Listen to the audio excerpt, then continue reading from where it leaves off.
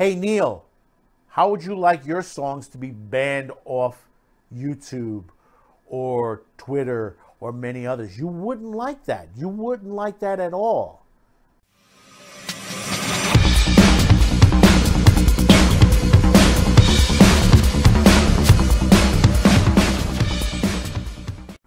Here's some stupidity. One of my favorite musicians out there was Neil Young.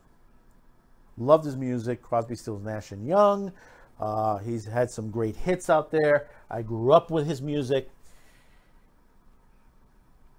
And you see what the hell's going on. You know, this is the thing. And I keep saying this, and I say this with Hollywood. And I haven't said it enough in the music industry. Stay out of the fucking politics. If you want to help people, fine, Danny. Stay out of the top headline news to the situation. You know, you're going to ruin your career this way. You have to put the perspective. Half of this country voted in one direction, and actually more than half voted in one direction, and the rest voted in the other. Those numbers are enormous. And if you tend to piss off the larger number, what is going to happen? You're going to end up losing fans. What do they say? Get woke, go broke. But what we have recently, and you know, it keeps coming back to Spotify. It keeps coming back around to Spotify. Neil Young demands Spotify removes his music over false information about the jab. And we're going to read into this. This came out of Rolling Stone, written by Andy Green. Neil Young posted a since deleted letter to his management team, and we're going to tell you why he deleted it, and record label demanding that they remove his music from Spotify. I'm doing this because Spotify is spreading fake information about the jab, potentially causing deaths to those who believe the disinformation being spread by them. Neil, where are you getting your information on that, first of all?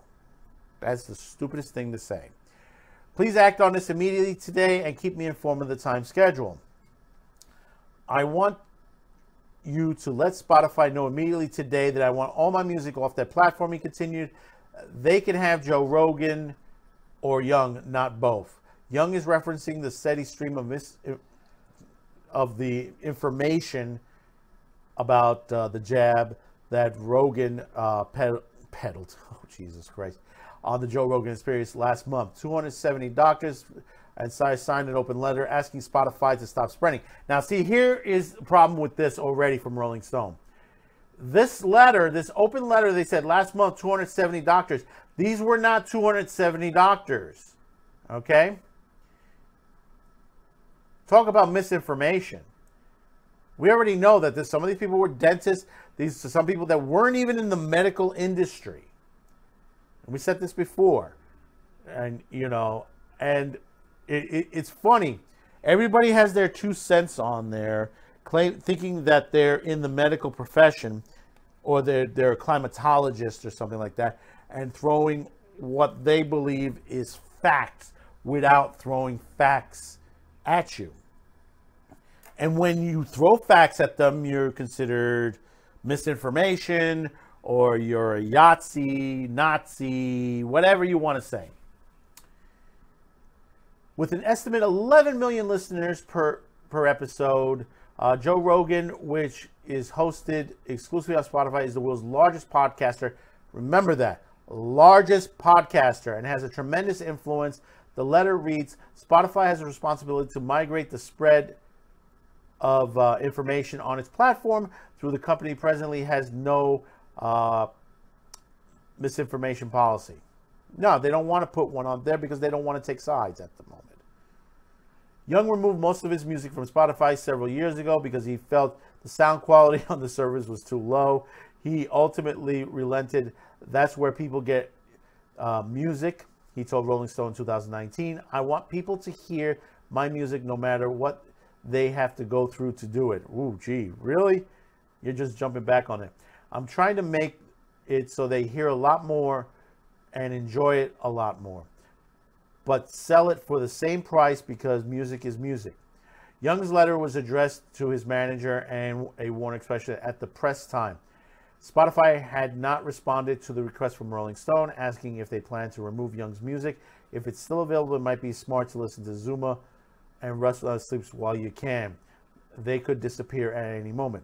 Now, here's another thing that came up afterwards.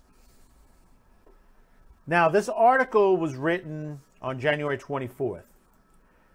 But going back to January 6th, okay? Here's where it gets crazy. Neil Young sells songs rights in $150 million deal. And this is out of the BBC, Simon Reed. An investment firm has bought 50% of the rights to all Neil Young songs. Hypnosis Song Fund spent an estimated $150 million on 1,100 songs written by the Canadian folk rocker. The fund, which lets people invest in the hit songs, previously splashed out about $1 billion, snapping up the rights to the song like Mark Ronson, Chic, Barry Manilow, and Blondie. Founded by musicians, industry streaming veteran Mark McCurris, Hypnosis turns music royalties into income stream. So this shows you, here's the hypocrisy. Neil Young does not own most of this music. For him to sit there and spit out, well, take my songs off of Spotify, he doesn't have the right to do that as far as half of his songs. He does not have the right to remove those songs because he doesn't own the rights anymore. He sold out the rights. Talk about, let's throw the stupid award of the year already, and we're only a month into the year to Neil Young already. And what you might say is Spotify's response to this whole situation? Well, let's take it from the Wall Street Journal. Spotify takes down Neil Young's music after his Joe Rogan ultimatum. See, here's the stupidity on Neil Young. Here's the total stupidity. Joe Rogan is bringing in listeners straight to Spotify. A lot of listeners. Do you understand that? Neil, I love your music, but you're not bringing the same type of crowd in that Joe Rogan is. Understand that. And Spotify, they're going to do what's right for the company itself. They're going to take you down. If you want to go, they're going to say, there's the door. Bye-bye. We'll take you off. Even though you don't own most of your music, we're still going to remove it. You know, this is the total fake virtual signaling by all these nut jobs in the music industry, in the comic book industry, in Hollywood. You know, you have to remember, there are two sides to every argument. Not one side, two sides. Someone can have their own opinion. That is freedom of speech. Whether you think it's crazy rhetoric, you know, they talk about this misinformation. Prove it's misinformation then. Sit there and explain why. And guess what? They can't explain it why. They can't explain on a lot of things why this is misinformation. This is the same thing also, you know, like over at G4, where Frost wanted to debate people, and she gave her wrong email address. She basically now has purged her Twitter account. You know, she's avoiding all the YouTubers because she didn't expect all these YouTubers like Geeks and Gamers and many others to come forward and says, listen, let's debate. Let's go at it. You know, it's the same thing with Neil Young. He gave an ultimatum. He says, hey, listen, I'm out of here. So now you've lost some money. Now you're going to lose money. You could sit there and say, hey, listen, I disagree with Joe Rogan. That's fine. That's okay. But if you sit there and says, well, you have to take him off the air. See, this is the one thing. Tom Fitton had it said it best on the other night on Timcast IRL. You know, there were two major stories. It was the Supreme Court justice that's retiring, or this situation with Neil Young and Joe Rogan? Which do you think was more important? The Neil Young, Joe Rogan, because basically what you're doing is you're censoring people. You're censoring opinions. This is a guy, Neil Young is a guy that was fighting for rights back years ago when he was younger, back in the day. Now he's become the establishment. He's become part of the establishment, and this is what a lot of these people who basically were fighting for rights years ago are now coming forward and going like, you know, when you have punk rockers agreeing with conservatives these days, it's literally hell freezing over. It's literally because they see those people are seeing the light of the situation on the left side that's gone completely ape berserk. Not saying that the right is innocent as well. They have their skeletons in the closet, but the left tends to pull those skeletons out of the closet instantly. And it's just amazing what these guys are doing day in and day out. The complaints, all this. You know, I'm taking it from a point of view from the anime, comic book, science fiction, all this on there. Because those people are doing the same thing, what they're doing to those industries, those fandoms. The same thing that Neil Young and a lot of these others and these Hollywood elites and these music executives and musicians are pumping money into situations where they just want to silence everybody. Agree with me, or we're going to erase you from existence. That is their thoughts. We're going to erase you. Not understanding that they're violating constitutional rights. And it's the same thing with the platforms. That's why we're doing shows like this on Odyssey for this reason. Because there are things we cannot say on YouTube. I think this is all politics to the situation. This is all politics when it comes to this Neil. Because Neil Young knows exactly that how much of his product he still owns. You don't have the right to denounce someone if they're giving out misinformation. You are not giving any numbers, any information that says whether it, you know, how wrong is it. See, and that's the problem. See, that's the problem today. People tell you that you're spreading misinformation, but you ask them, well, give me the numbers. Prove me wrong. And they can't.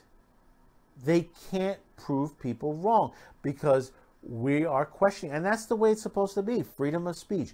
We're allowed to question the situation, and that's why I tell you: if you have a situation concerning the jab, you know who's the best person to ask? Ask your own doctor. And if you're not satisfied, go get a second opinion. You're allowed to do that. That's why it's called second opinion. Get a second opinion. See what else somebody says. Lately, and you see this from the news, things have been changing lately. Some of the things that have been said out there, who have been deemed misinformation, has been coming out to be fact. And they still deem it misinformation. I'm not going to go through it. You know, I don't need to go through it. There are plenty of others. Alex Jones, Joe Rogan, Timcast IRL, let them discuss that part of it. I'm not going to go through the science of it. But what I'm going to point out is the hypocrisy of those screaming for other people to be deplatformed, not allowing them to speak their piece. Hey, Neil, how would you like your songs to be banned off YouTube or Twitter or many others? You wouldn't like that. You wouldn't like that at all. And people say, well, we don't like it because of the song lyrics that you're singing. You would not like that one bit. Think about that for a minute. For you to be allowed to be on these systems is your right. It's your freedom. Your freedom of expression. You're allowed to sing these songs. For them to take it offline because of an opinion you hold, that would be wrong as well. Neil, you have your opinion and Joe Rogan has his. He has his guests. that have brought science to the table. Why don't you bring science to the table? How about, Neil, let me give you this. How about sitting in on Timcast or Joe Rogan? How about sitting in with them, having a discussion with it? I bet you can. I bet you can.